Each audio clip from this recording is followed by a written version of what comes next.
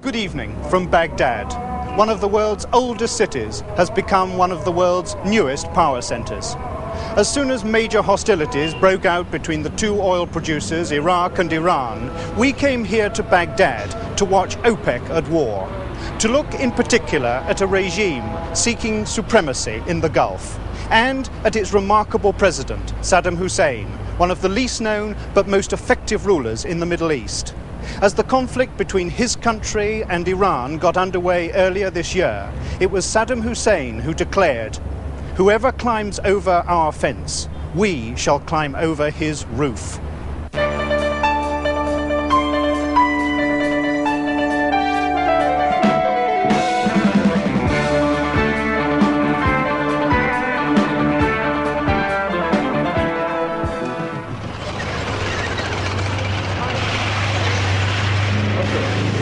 Deep in Iranian territory, Iraqi armour chalks up fresh successes on the battlefield.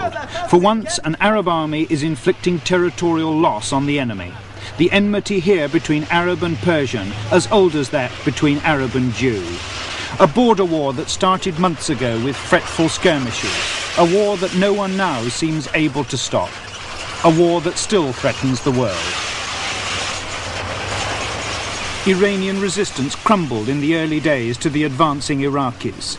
There are signs now that they might not be having it all their own way, but in this sector at least, the Iraqis are jubilant.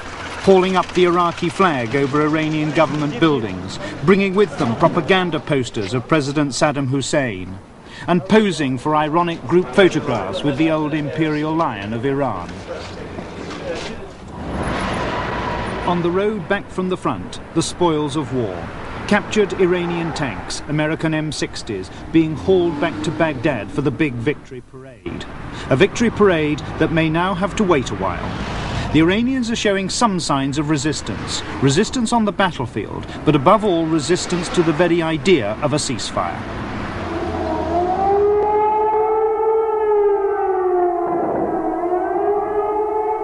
A dawn raid by Iranian jets, signalling that Iraq does not have it all its own way in this war.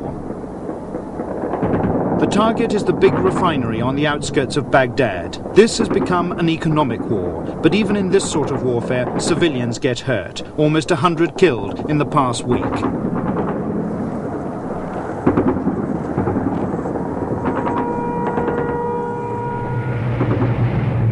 But the raids bring only temporary terror to Baghdad. Otherwise, it seems a city peculiarly content to be at war, at least while its own side is winning.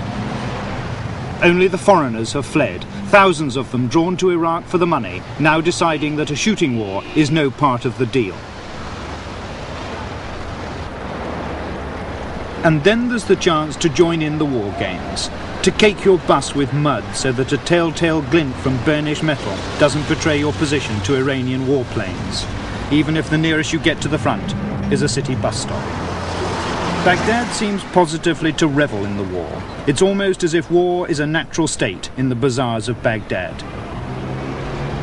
Certainly the inconvenience of this conflict has so far proved minimal. There's no petrol shortage and the price is fixed at an envy-making 14 pence a gallon. So vast are their reserves that Iraqis say that the last 2 barrels of oil in the world will be theirs. A world away from the rigid orthodoxy of the Ayatollahs in Iran, a generation of modern Baghdad women shun the veil. Strolling unconcernedly in city streets in Western clothes, there's a way of life to be defended as well as a country and a regime against the incursions of Iran's puritanical revolution. And so far, the defence of those modern ideals has proceeded well. Relations between Iran and Iraq worsened when the Ayatollahs took over.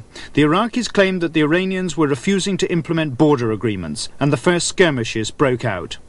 In the first big incursion, Iraqi tanks rolled into Zain al-Qaus on September the 7th.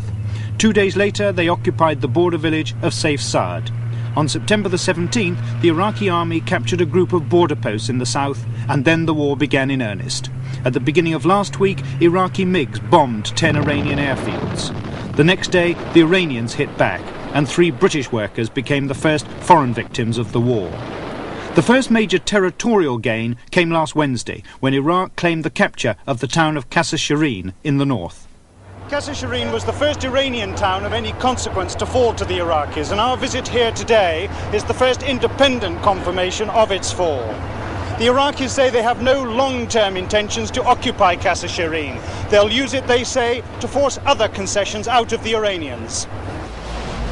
As the Iraqi grip tightens on the town, a few hundred bemused residents adjust to a new and frightening military presence, mainly the old and the infirm who couldn't manage to escape the war. Many thousands left before Qasr Shireen fell, but the Iraqis say that some are trickling back. They come back to a world that's been turned upside down. Before they left, loyalty was expected and demanded by the fanatical revolutionaries who followed the Ayatollah Khomeini. Now, the Islamic Revolution has been replaced by the ruthless Arab socialism of President Saddam Hussein. Destruction in the area was limited to the local Iranian radio and TV station, not destroyed in the fighting, but deliberately demolished afterwards by Iraqi engineers. They blew it up, they say, as a penalty for the anti-Iraq propaganda it had been transmitting across the frontier.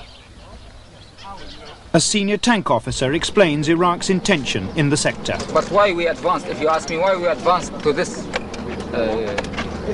distance inside Iran, we advanced to this distance to force Iran to recognize that Zain al-Qaws, Saif Saad and Shat al-Arab is Iraqi according to the laws, according to the rules, according to the international behavior. But you will be holding on to this Qasr Shireen sector until the Iranians acknowledge that Zain al-Qaws and the others are yours. Right. We don't want Qasr Shireen, it is Iranian. We are just coming here to force them to recognize that and to be reasonable enough to see that they cannot do and they cannot have it their way all the time. Iraq's next major gain was the border town of Mehran, but an Iranian counterattack now puts that in doubt. Then the fighting switched to the vital Shat al-Arab in the south. The Iraqis crossed the waterway and besieged the port of Khorramshahr. They advanced too on Ahwaz, capital of the Iranian oil province of Khuzestan. And in further fighting, the Iraqis are pressing on the communications links from Tehran